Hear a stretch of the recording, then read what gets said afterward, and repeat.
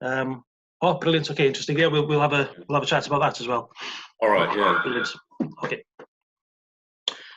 Okay, so welcome to the latest WiciMôn podcast. So our aim is to discuss all things wiki with wiki people in the wiki world.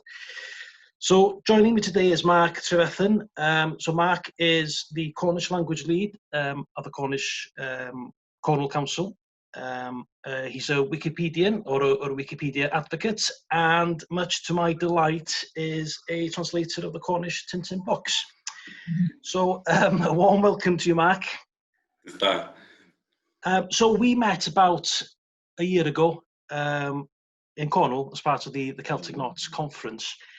And anytime we have an English-speaking guest, the line is something similar to, "Oh, we met at the Celtic conference at 2017, 2018." So that's quite a nice thing, really. So for people who don't know, the Celtic Knots conference focuses on supporting Celtic and Indigenous languages. So the first question, really, Mark, is how healthy is the Cornish language, and how much of an impact do these conferences have on the Cornish Wikipedia?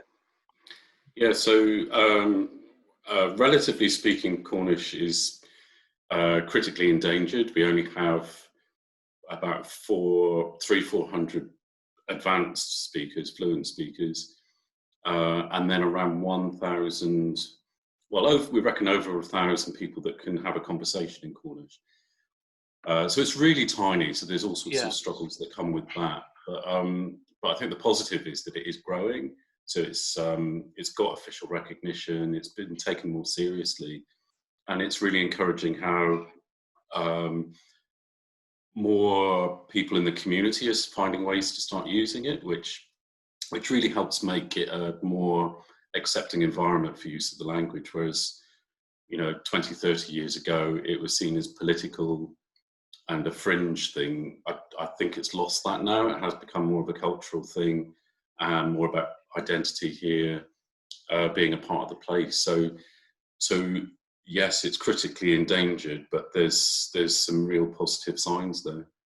What do you mean political? Well, I think it was always linked with, in the past with a nationalist movement. So for independence for Cornwall, and certain politics that might go with that. But I think as it's been shown in Wales and Scotland, that doesn't necessarily mean right-wing politics. But actually what's happened is that there's more, the younger generation coming through are just interested in speaking Cornish. They're not making such a strong link between the two. And in fact, probably the majority of our speakers are just using the language or doing work related to the language rather than being involved in activism or political work as such. So there's positives with that. I think, on the other hand, in a way, perhaps Cornish was quite inventive and a bit of an agitator, and that kind of had a creativity with it. And so it's great that it's got the greater official use, business use, and everything. I hope we haven't become a little bit more boring, but that's the only thing. But I think by having that distance from the political side, or less of a strong link to it, it's meant that more people have felt that they can get involved and like businesses, official bodies, and stuff. So it's been helpful in that respect. Do you think do you think that an open website like Wikipedia helps? And I think writing Cornish, language articles as well. Absolutely. So I think one of the other interesting things is generally the internet has really opened up opportunities for a small language like Cornish, particularly us, where we're a language that is where the speakers are scattered across Cornwall and outside of Cornwall. So it wasn't like the language had retreated and it's in one area where you can go to the shops and stuff. So even just email has meant that we can stay in touch with each other. Yeah. Social media has been really positive. But where I was really interested in Wikipedia was that you know, you've got basically a free open source resource there, which for a small language like ours really does open out opportunities that, you know, previously, you know, you were completely reliant on expensive print runs of books, whereas this is really flexible, and we can work with it according to what capacity we've got. So it's that flexibility, the fact that it's free, and the link with other languages is a really useful tool. So quite often for us, we've got the full range of vocabulary and everything, but there's some things we haven't necessarily talked about. So we can actually really switch quite easily to the Breton or the Welsh. In Wikipedia, that's dead easy. So that's a real positive thing. Because we're kind of linguistically, we're between the two languages.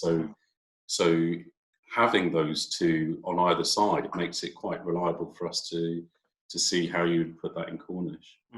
I think it's very, very similar to the Welsh, because when I bought one of the Tintin books at the conference, I could actually follow the text and the story and some of the words. And I was doing a bit of research last night, and one of the Cornish characters, I think it was Dolly Pentraeth. Yeah. And we've got a Pentraeth, or a village, Pentraeth, called Pentraeth, Yes. in Anglesey. So it's quite similar, really, isn't it? Absolutely, and it's quite disorientating coming to Wales for a Cornish speaker, because you're sort of suddenly, I can understand a lot of the signs, but not all of it. Yeah. And so, it takes you ages to get anywhere, because you're sort of, it's quite a sensory overload, really, because we just don't have that amount of signage here.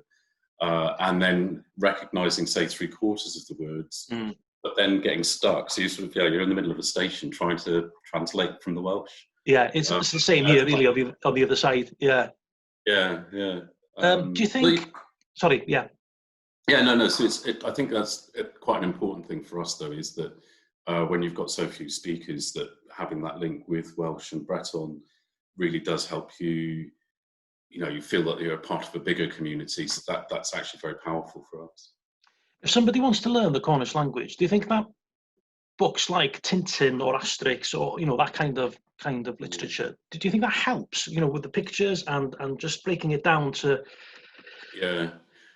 Yeah, because a lot of the reading material, we've got lots of stuff for beginners, or we've got proper literature, and it's really hard, that stuff in between that isn't patronising. It's still fun to read and interesting to read. So graphic novels are perfect, because you can just about follow what's going on, and you even though the sentences are short, they can be quite complex. So get students used to seeing Cornish being used. And one of the things in doing the books is that just the incidental things, like the adverts in the background, things like that. It's for us, it's always lovely having things where you've got a sense of a Cornish-speaking world, which you can do with graphic novels. So they're great fun for speakers. How long does it take to translate a Tintin book? Just out of. Does it really? Yeah. It's okay. It's just that you've obviously got to fit the text to the bubbles. Right. And so sometimes it can work and it's fine. There's no issue. But quite often you end up with either the Cornish being very short and a big white space, or the other way around. It goes beyond the bubbles.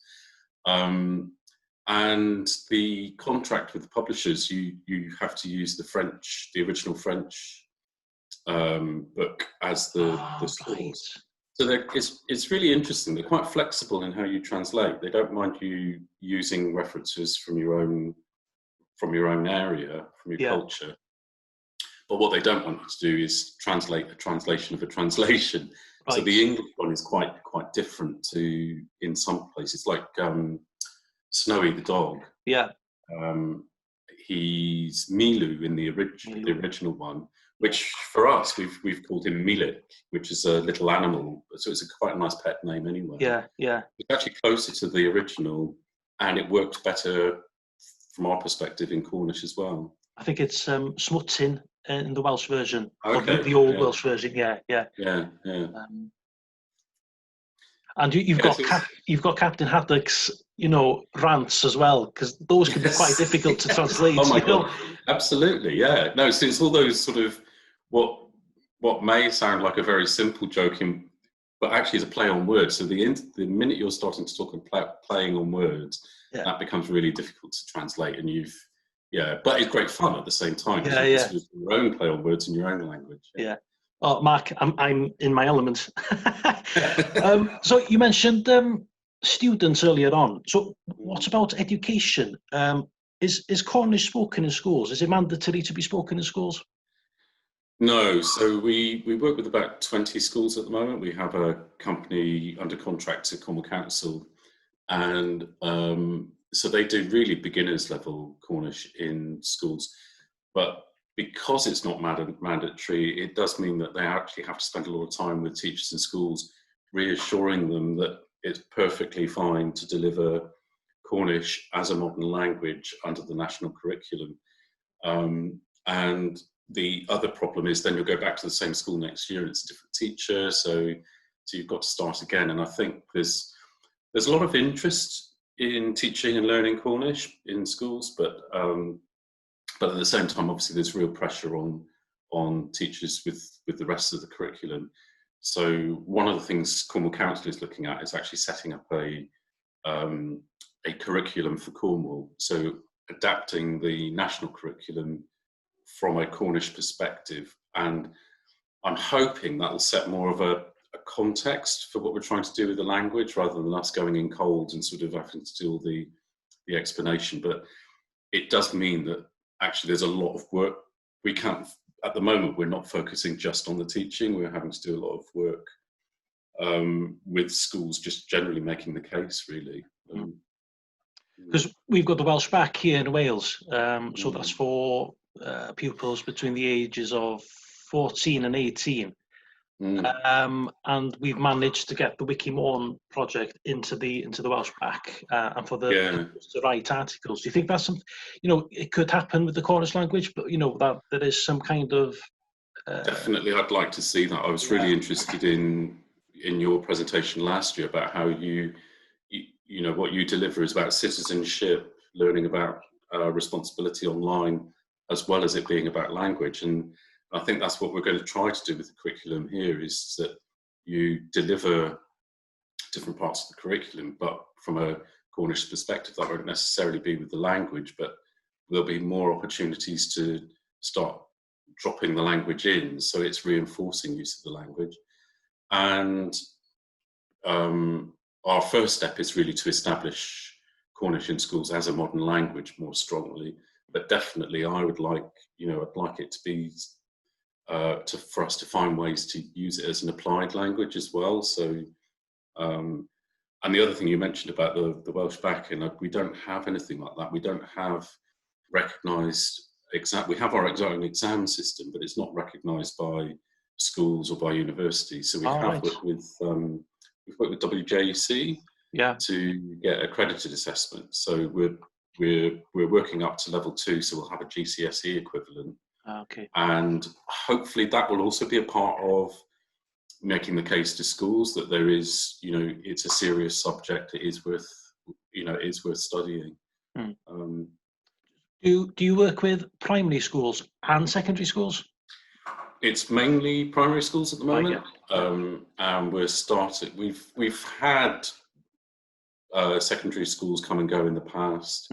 Again, depending on the teacher. So we're hoping this coming year to start work with a couple of secondary schools and introduce those WJEC assessments for them, because they're quite easy for students to do. Yeah. So do you hear much students, speaking the Cornish language? Children, I mean. No. No. There's a preschool where they've done really great work, using Cornish in song and getting them chatting. Yeah. So that at that age, they've been very successful. It's done bilingually. Yeah. And then primary schools. So the schools we work with, they're done in 3 clusters, and at the end of the term, they do a treasure hunt, and they have to go into shops and answer questions in Cornish. So it's great, sort of seeing that out in the community, because actually the rest of the community can see. but what we don't have is kids, you know, spontaneously meeting in the street and chatting in Cornish. That doesn't happen, unfortunately. And again, that goes back to because our community is scattered, we'll have one family who really want to bring up their kids in Cornish in one part of Cornwall, and then another family, you know, a long way away. So it's really made it difficult to get any momentum, you know, or proper support in for families. So yeah, we haven't really cracked that one, and it's definitely the priority for us to make any progress. It'd be nice to maybe join forces, you know, the Welsh Wiki and the Cornish Wiki, and maybe create a project, maybe, you know. Yeah. Quite good, wasn't it? Yeah, absolutely. And we're obviously, we've got a lot to learn from other language communities, and it's easiest for us to work with Welsh and Breton. So absolutely, we're interested in that. And I think it's, like I said earlier, I think it's just really important for kids to understand it's not that you're learning a language that only works here. You can meet all sorts of people through it. You know, I've met so many people through speaking Cornish outside of Cornwall. It's incredible. So it does open, you know, I think it does open your eyes to the world. It's not sort of putting up borders and you know, trying to make yourself different and not talk to other people. I think it's completely the opposite. I think that's the importance of the Celtic Knots Conference as well, isn't it? You know, you get together, you discuss ideas, and people from different nationalities, and yeah, and I really love that conference because it's can be a tendency at minority language conferences to focus on all the difficulties, and it's more like a therapy session, whereas actually what I love about Celtic Knot is you've just got one person after another coming up with practical ideas about what they're doing with the language. And I think it's really rare to go to a conference where nearly every speaker you're inspired and enthused by what they're doing. It's a great energy to that network. Yeah. Okay, so last question. What are your hopes for the Cornish Wiki? So what can people do to strengthen the content on the Cornish Wiki and to create more articles? Yeah, well, we've Richard Neville from Wikimedia. He's just done a couple of workshops for us. So we've had about 10, 12 people taking part in those. Oh, brilliant. So the aim really was to try and get more of a sense of actually people working together, because I think Cornish language Wikimedians have just gone on there because they're interested and done things in isolation. So we're hoping to sort of start getting a regular thing where we actually start thinking, okay, what can we do together? What would make most impact? And actually just enthuse the rest of the community in using Wikipedia more, not even just reading it, but actually seeing there's lots of different ways you can use it. And I think one of the things I'd forgotten, I hadn't used it for a while, was it's one of the few things for us where you're going into a world where all of it is in Cornish, all of the tools are in Cornish. So you can really immerse yourself. So actually that's really, I think we need to make more of that to our classes and general community here. And I think if we could get a bit more confidence over the next year about, you know, having more editors coming through, I think there's what I'd really like to see is for us to be linking the different projects that are going on here directly to Wikipedia, because I think they're sort of seeing it as something other. And it really struck me, lots of the projects in Wales and other places have really used it as, rather than setting up websites and doing things, paying for new things, they're actually really building up their presence there by adding their projects. And I think we could be doing a lot more on that to make it more of an active place for our culture, which would be really good for us. Yeah. No, fantastic. Well, yeah, it's been a pleasure having a chat with you, Mac. No, it's nice to see you again, even if it's electronically. Yeah, no, great to see you too. Hopefully we can maybe join forces and maybe create a brand new wiki project. And I think one of the things when you were talking about that, like I was saying about citizenship and things, and I think we've been lucky having European investment in superfast broadband here. So there are projects looking at digital exclusion, and I think there's potential on that side as well that hasn't been looked at, and I think I'm really interested in some of the work you've done on that issue as well. Oh, great. Oh, thanks very much, Mark. All right. Lovely. Well, great to see you too. Yeah, all right. You as well. Okay.